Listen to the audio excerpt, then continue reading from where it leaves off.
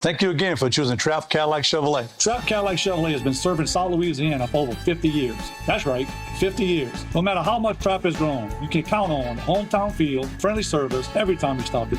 Our unmatched service and diverse Chevrolet, Cadillac, and pre-owned inventory has set us apart as the preferred car dealer in South Louisiana. We're also known for our outstanding auto repair service, changing your oil quickly and easy financing. We promise to always give the most in your auto buying experience here at Trap Cadillac Chevrolet in Houma.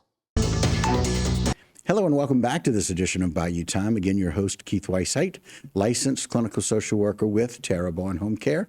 Very glad you're joining us. However you may be joining us, we appreciate it. You know, it's always nice to be able to see some people that are from this area, family from this area, who really are able to capture some of the history and some of the culture in their family, and by doing it through a book. Welcome to the program, Jason Theriot. Jason, thanks for joining us today. Keith, thanks for having me on Houma TV. Appreciate it. Good to be here with you and your audience, sir. Absolutely. Thank you, sir. So want to talk a little bit about the book, Frenchie. We're going to talk about it some. I know you got a book signing coming up on Thursday here, the 19th. The book signing is going to take place at the Regional Military Museum, very appropriate for that.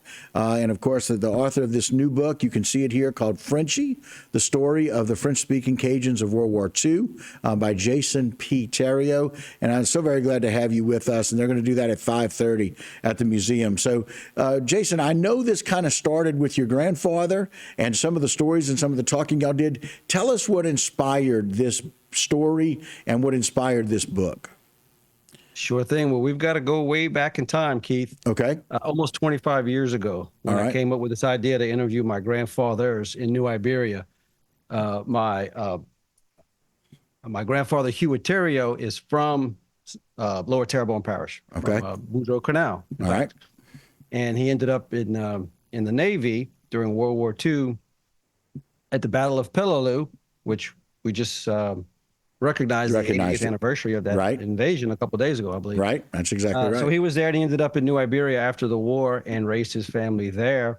And as a young guy, I was 24, 5 years old, just coming out of college in the radio and TV business, like you guys, and thought that it would be a good idea to interview my grandfather about his war experience.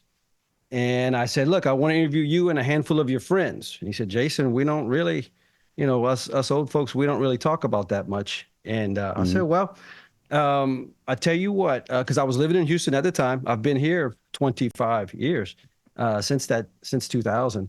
And so the way the project started is I gave him a honor roll of Iberia Parish World War II veterans. It was alphabetized. I remember that. Right. And it had little bios and little mugshots of, I don't know, about 2,000 men and women who served in the war. Yeah. And I said, well, take a look, see if you know any of your buddies in there and if they would be willing to talk. I came back the next weekend. He said, Jason, I got good news and bad. I said, okay, how could this be bad? I said, what's the good news? He said, I flipped through your books and your little book, and I recognized 50 of my closest friends. And I've reached out to them this week and at church and at the Kiwanis Club and at the swimming pool, and everybody wants to be interviewed. And I went, 50. I was thinking more like 4 or 5. Right, a little side project. Right. And I said, okay. I said, well, what's the bad news? He says, I only got to the B's. Holy cow. So wow. we started just A and B. We started off with that group. Yeah. And we started interviewing people in Iberia Parish. And before you know it, the news media caught wind of it, and radio and TV like you guys are doing now, 25 years later. Appreciate you guys, HTV.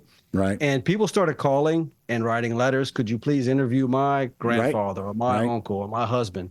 And that was, 5 years later, I had interviewed well over 100. Oh my goodness. Veterans, World War II veterans that spanned, almost the entire Acadiana. Sure.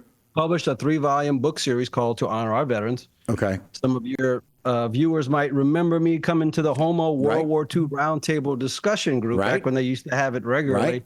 I probably came 4 or 5 times back in the day. On a Thursday. Yes, sir. It was. And with C.J. Chris leading the charge. Yep. And he was a good friend of mine, too. Oh, good. And we had a lot in common. But so that's how I got involved, so long ago. And during the course of that, Keith, is when I began to realize that something else happened to this group, because nearly all of them grew up speaking French as their first language. Right. So, And so Jason, put that back up again if you don't mind. One second, Jason. Jason, put the book cover back up as you described that. Go ahead, Jason Theriot. So here's a group of Frenchies right here. So Right. I started hearing the term Frenchies, and that was the name given to these Cajuns in World War II by their English-speaking comrades, either their commanders or their buddies or their bunkmates or their foxhole mates or whatever.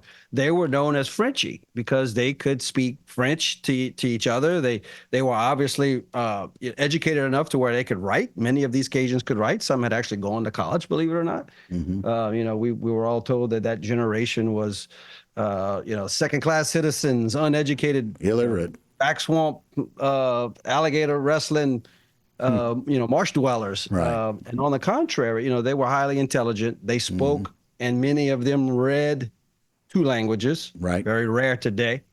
But nonetheless, when they went off to war, they were able to supply the military with a real asset. And of course that they had an advantage over everyone else because they could speak 2 languages. And in all the places where French is spoken, you could, obviously in North Africa, late 1942 when the Allies landed there, all the French Cajuns that ended up in North Africa, they were pretty much all used as interpreters in one way or the other.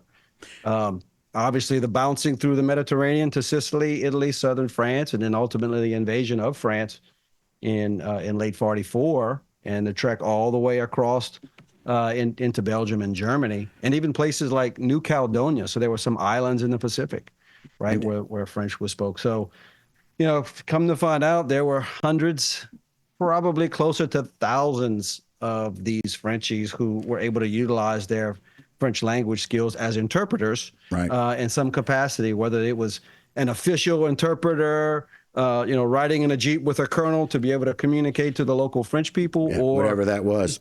Well, Jay, we got to wrap up right here. We appreciate it. Again, the signing Thursday, August 19th, 5:30 at the Regional Military Museum. Thank you so much for joining us. We appreciate it.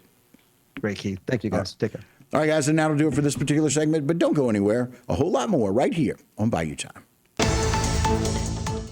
Today's social media segment is brought to you by South Louisiana Bank.